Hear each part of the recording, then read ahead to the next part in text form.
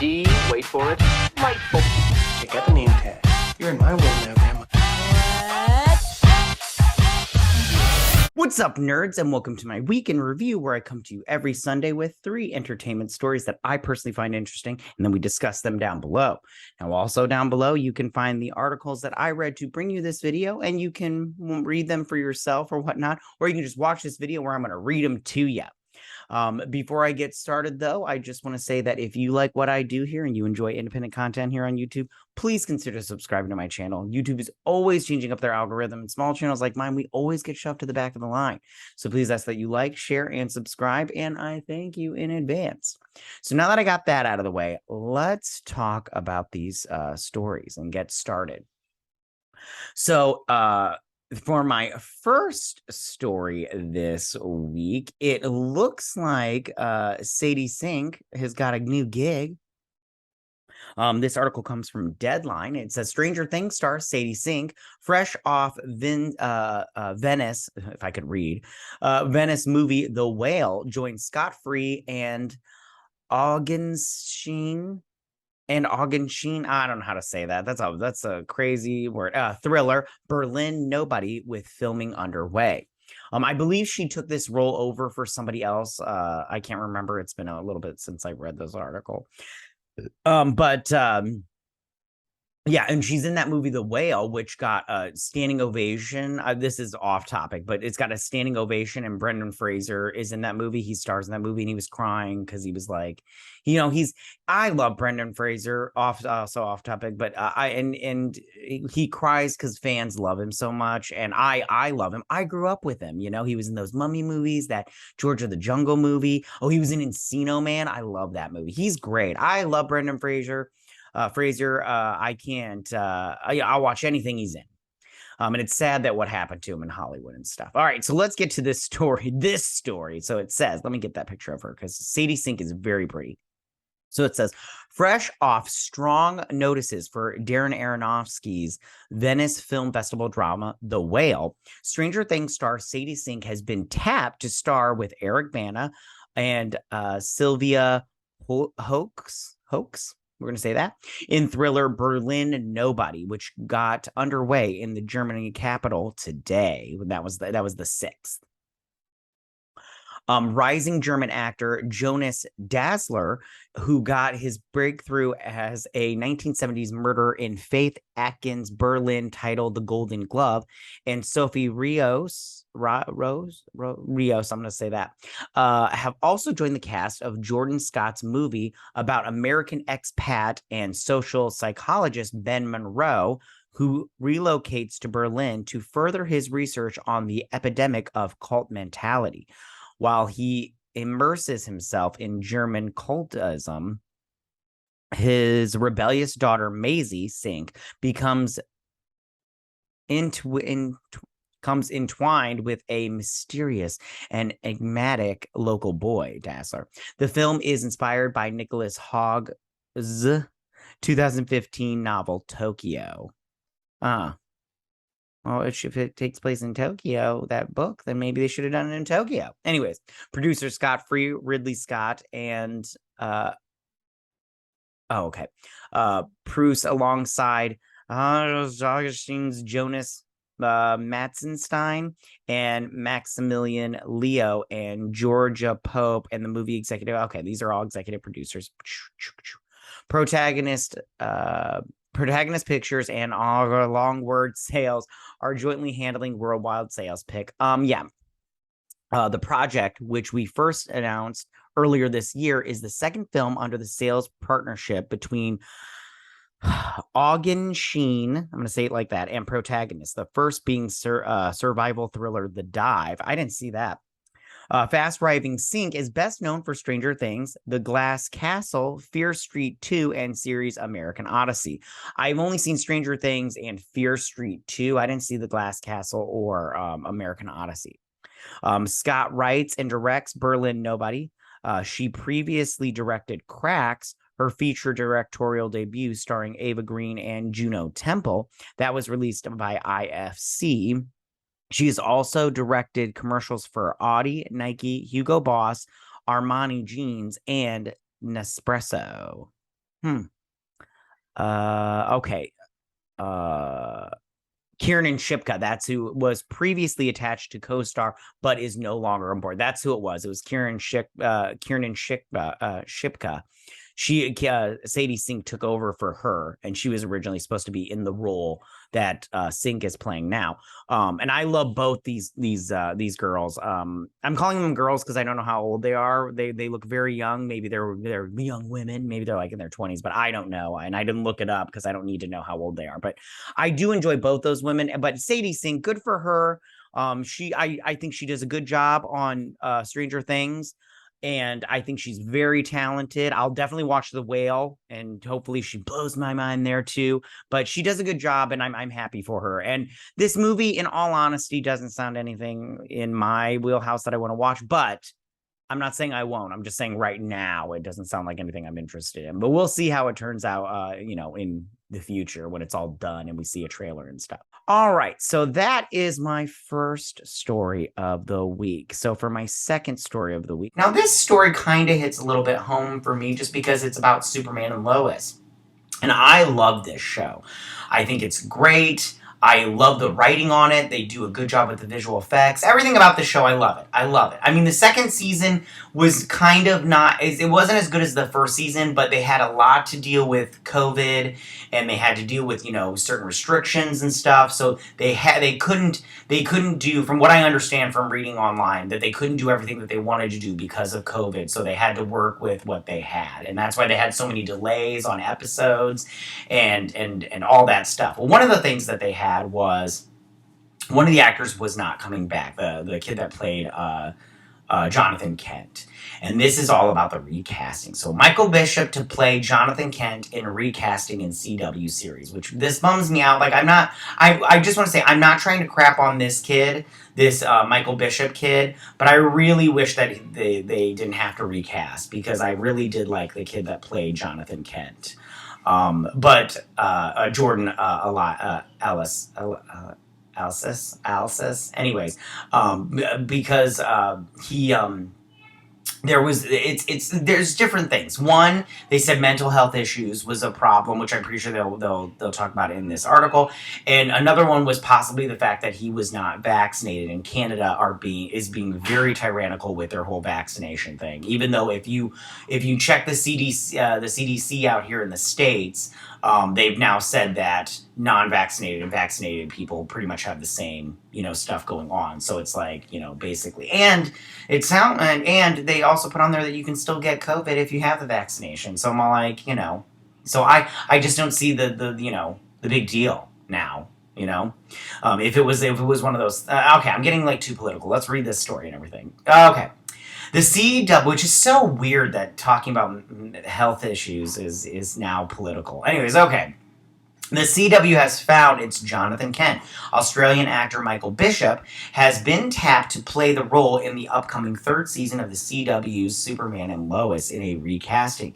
He replaces Jordan Alsis, who played Jonathan in the first two seasons and revealed he would not be returning for season 3. Jonathan Kent is the son of Clark, Superman, and Lois, based on the characters from DC created by Jerry Siegel and Joe Shuster.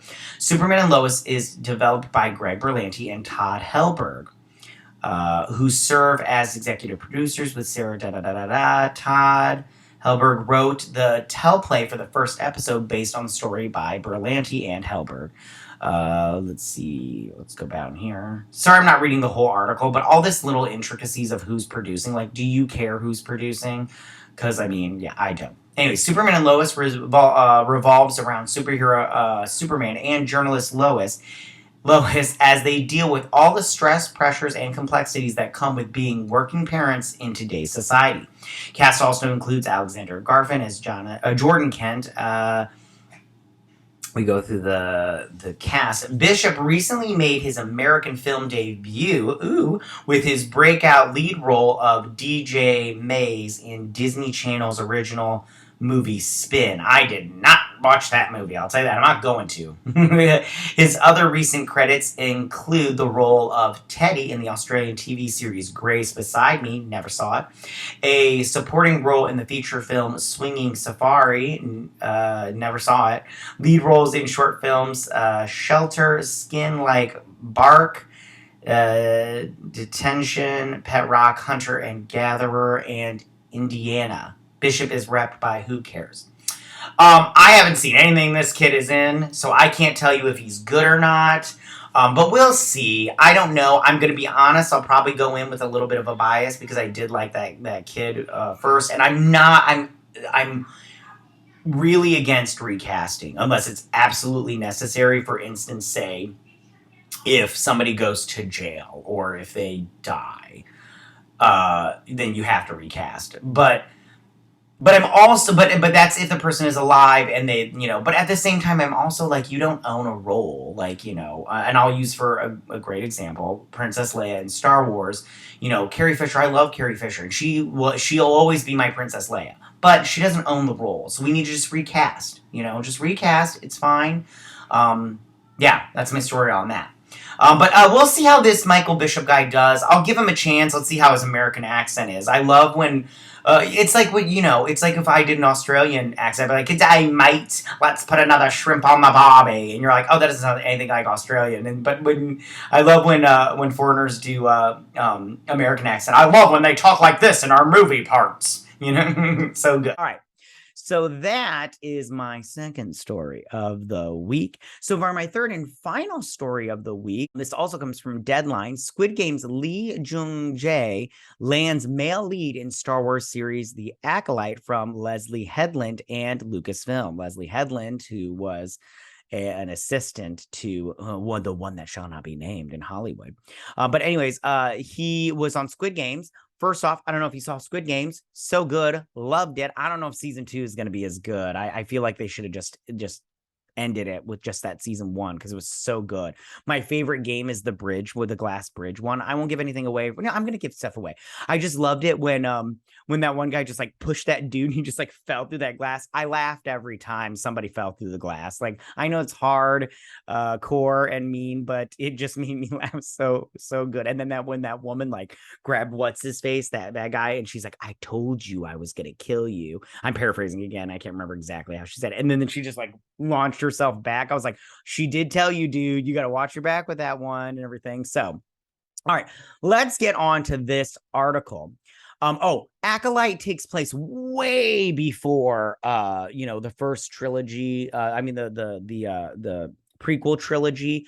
I don't know Leslye Headland, she doesn't strike something to me like she's going to be that great. And the Acolyte, if it's anything like the High Republic, because I only read a couple of those comic books and they're god awful. This won't be good. It won't be good. And I think that this is just, they should have canceled this show. Anyways, okay, let's read this. The eve of his potential historic night at the Emmys, Squid Game star Lee Jung-jae looks to have found his first major American studio role following the breakout in a property more popular than the Netflix global phenomenon. Oh, real quick, before I get to the rest of this, I just want to say I have nothing against Lee Jung-jae. I hope he gets everybody from that show deserves to get more work, and I hope they do. I don't know how famous they are in Korea and overseas, but here in America, if I hope they become popular here too. And Lee Jung-jae, I hope he does great on this show because yeah, he did great on that show. Anyways, okay, sources tell Deadline that Lee has landed the male lead in the new Disney Plus Star Wars series, The Acolyte from Lucasfilms. Something tells me, though, that he's going to be the male lead, but the female lead is just going to tell him the whole time how he's dumb because he's a man. Amadala Steinberg, I don't know how you say her first name, is set for the other lead role, with Deadline also recently breaking the news that Jodie Turner-Smith also is joining the cast. Leslye Headland tapped as the series director, writer, executive producer, and showrunner. Headland has been very hands-on with Lucasfilm executives, including President Kathleen Kennedy, in putting together a diverse A-list ensemble with Steinberg, Turner, Smith, and now Lee. It looks to be headed in that direction, which also I'm not against diversity in a show. It's just you got to hire good people. And I will bring up examples. In Obi-Wan, they hired Moses Ingram. I have nothing against her, but she did a bad job on that show. And maybe she wasn't the best person for that job. I'm just going to throw it out there. In fact, I thought she was bad. She was just bad. And that's the only thing I've ever seen her in. I guess she was in that chess show on Netflix, but I didn't see that. But yeah, she was bad. So as long as they hire good, competent actors, then I'm okay with it. And I'm, yay for diversity. Details about Lee's character are being kept under wraps. Lucasfilm could not be reached for comment on casting. Of course they don't.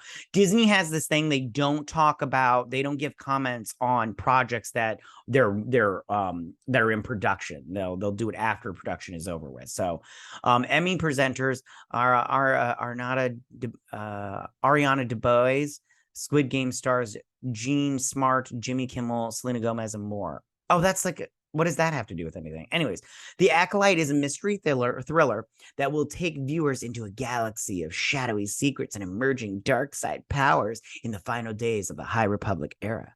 Disney Plus said in announcing the project in December 2020, in the real universe of Star Wars, Acolyte can refer to individuals with Force abilities to learn from a more experienced Sith Lord. Ooh. Landing Lee, the Acolyte, is quite the victory for Lucasfilm and Headland, given that every studio and streamer was looking to get into business with the Squid Game breakout star. Were they, though? I mean, okay, whatever, it's fine. We boost him up. He does a good job. It's been a year since the Netflix series premiered, smashing streaming records, scoring 14 Emmy noms, and turning Lee and his castmates into household names. He and Jung-ho Yeon will be presenters at the Emmys next week. Good for them. I'm not going to watch. I don't care. Squid Game creator Hwang Dong-hyuk. Gosh, if I ruin any of these people's names, you can't get mad at me, okay? They'd probably mess up my name, okay? So, yeah. Anyways, on breaking Hollywood's rules to ignite a global phenomenon. What's the Hollywood rules to ignite a global phenomenon? I don't get it. Anyways, not only has the series turned Lee into a global star, I just want to say, though, I didn't know his name, and I don't think anybody, like, here in the States, if I said, hey, Lee Jung-jae, do you like him as an actor? I'm pretty sure somebody on the streets would be like, I don't know who that is. But if I said the Squid Games guy, they'd be like, oh yeah. So I mean, come on, guys. Global star, he has been rewarded for it on several fronts, winning every major award since its premiere, and has an opportunity to make history Monday at the Primetime Emmy Awards in the lead actor category. After signing with CAA in February, Lee first wanted to put the finishing touches on his directorial debut, Hunt, which he also stars in before its Cannes Film Festival premiere. That film recently was required by Magnolia Pictures. I'll watch that, especially because it's called Hunt. Sounds great. So I'm very curious to see who he'll probably play some force-wielding person. Will he play a Sith or will he play a Jedi? Who knows? And if he doesn't play one of those, but if you're in if I was in Star Wars, I want to be a bounty hunter. I love the bounty hunters. That's like my jam. But the Jedi are very cool too. I think that if he's not playing a Jedi, it'll probably be a bad choice. He should play a Jedi or a Sith. He could play a Sith Lord too. He could be a baddie. He could be a big bad guy. But yeah, I think that this is good for Lee Jung-jae. I think this is good casting in terms of the Acolyte.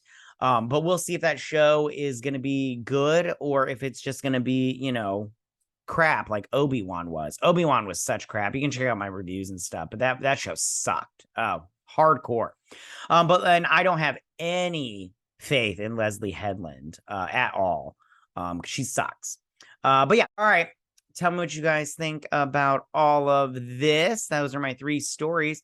Tell me, what do you guys think about this? How do you feel about Sadie Sink taking over for Kieran Shipka in the Berlin Nobody role. You know, do you like Sadie Sink? How do you feel about this movie, Berlin Nobody? Does it sound like something you're interested in, or does it just sound like you're just like, let's see a trailer and everything? How do you feel about Sadie Sink? Is there a role that you would love Sadie Sink to play? I hear a lot of people saying she should be Jean Grey. I don't see that. But we'll see. And then how do you feel about her overall? Sorry. How do you guys feel about Michael Bishop taking over the role of Jonathan Kent for Jordan Elsass? You know, are you sad about this, that it's getting replaced, or are you okay with it? How do you feel about Superman and Lois? I love the show. You know, do you love the show? Who's your favorite character on there? Mine was Jonathan Kent. So we'll see how this kid does and if he stays my favorite character.